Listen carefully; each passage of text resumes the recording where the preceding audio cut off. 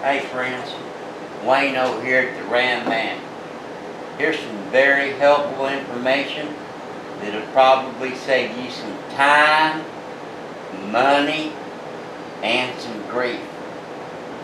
So, people have been wanting to put disc brakes on these old-timey big 6 hubs with the big 6 pattern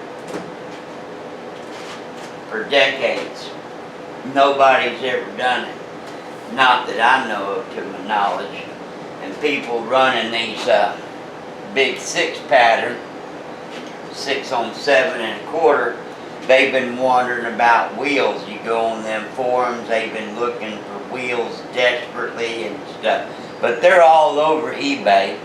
Isuzu trucks have been using those things for 25 years. Now, when you look on eBay or the interwebs, you'll find that basically there's 2 sizes. There's the 16-inch wheels, which are really cheap, $125, $150 a piece, or the 19.5s,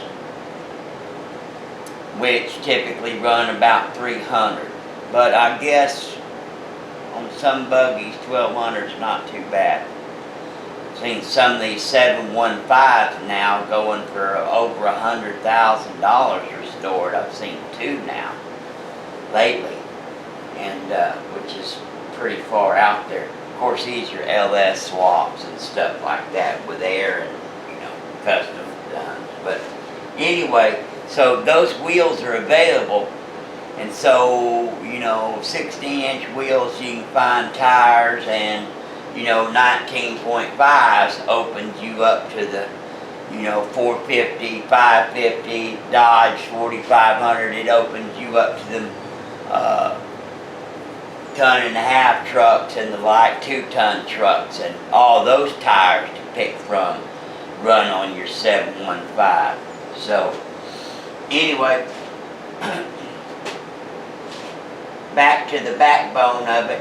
So what we're looking at right here is we're looking at the knuckle and spindle setup from a 715 axles out here.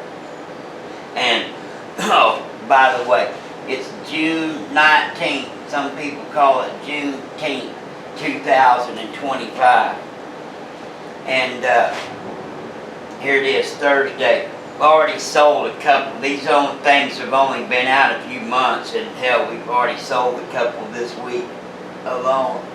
And for the first one, guys getting rear disc brake kits. So we've got the power unit, universal power unit that'll bolt up, a little bit of fab. But anyway, back to our front knuckle. So here it is, all bolted up, and I just wanted to show you. That's one of my big things, is I try to make this stuff all just as easy as possible. So I'm gonna tear this down real quick, and of course I do everything in real time. Them people that are editing them videos all the time, they're trying to hide fuck ups and screw ups. Well, I better not say nothing about nobody. Anyway, I do my stuff in real time. Typically, I have some sort of idea what's going on. So I pull my 2 pins from my floating caliper. Pull him on. There's my pad.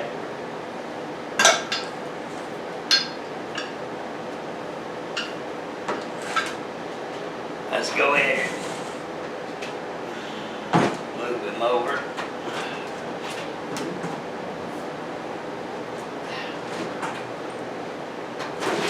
Some bet it's kind of heavy, ain't it? So, you're going to spend more time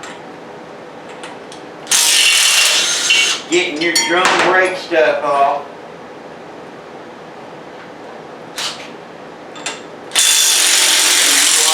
On your new badass disc brake kit. Now, I think you'll notice something. Like I said, these are all the Isuzu trucks.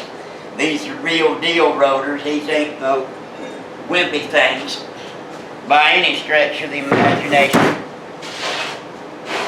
Rotors off.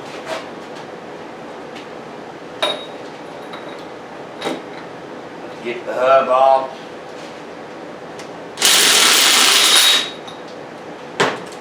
We haven't taken too much time, have we? Hub's off.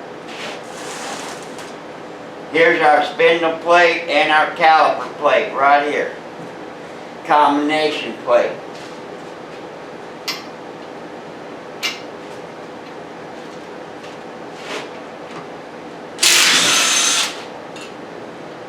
Bolts right onto your spindle.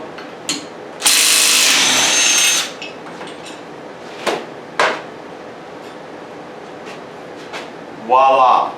Now, I made it look simple. Whole lot of dimension calculations going in here. Nothing's as easy as it seems. Plates are special. The grind on the caliper plates is special. The rotor's been tweaked just about 50 thousandths here and there. Make it go together. It's not just straight out of the box. It's close, but anyway. So there we go. That's all we got to do, friends. Go.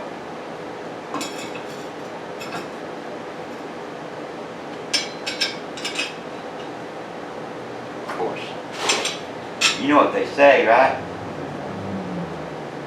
It's always easier to take shit apart than it is to put it together.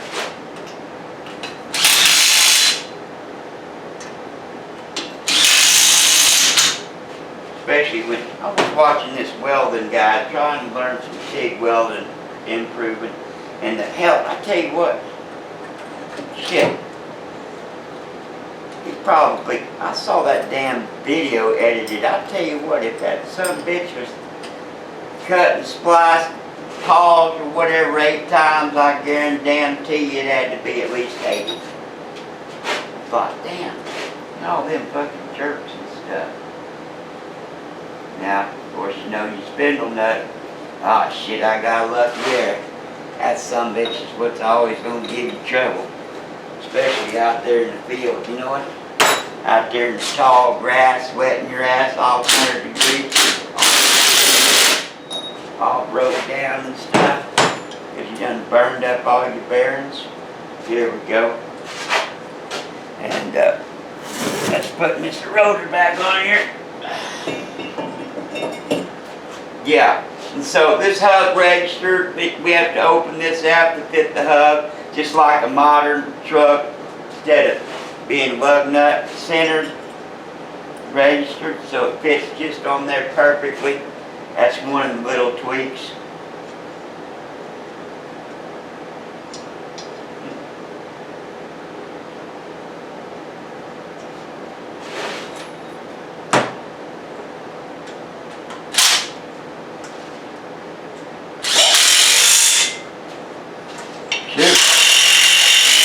I guess you'd call this a long-ass video, wouldn't you?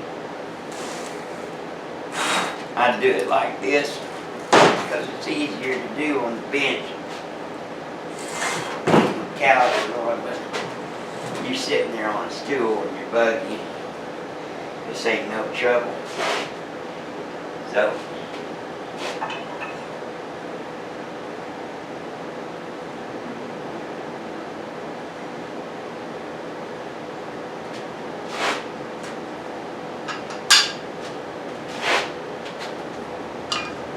this is the width for the plate, the 3/8 plate. Make sure that your bushings are pushed out so that your caliper fits flat on your plate.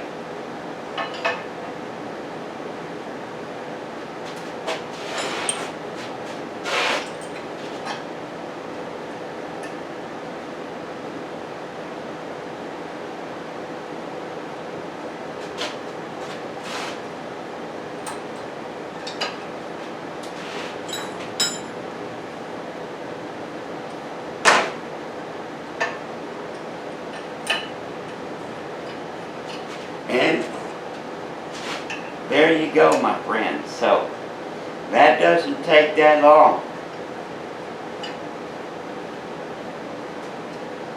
So that's a game changer. Like I said, here it is, June of 2025, and this thing's only been out just a couple of months, and yeah, sold 2 of them this week, power units, you know, and of course one guy, he said he wants a badass. I told him, I want that rear one too. I want the front, back, power unit, all of it. I've had it, 60-year-old man. I've had this truck 37 years and never did nothing with it because he couldn't drive it and couldn't stop. I want it all. I'm fixing to yank it out and I'm going that big block. You got it. There you go. So there you go, my friends. I just showed you a disassemble and a reassemble that quick. And I was just kind of fooling around. So you in your garage or you in your shop or whatever, zippity zap and off and on with it. So there you go, my friends. God bless you. God bless America.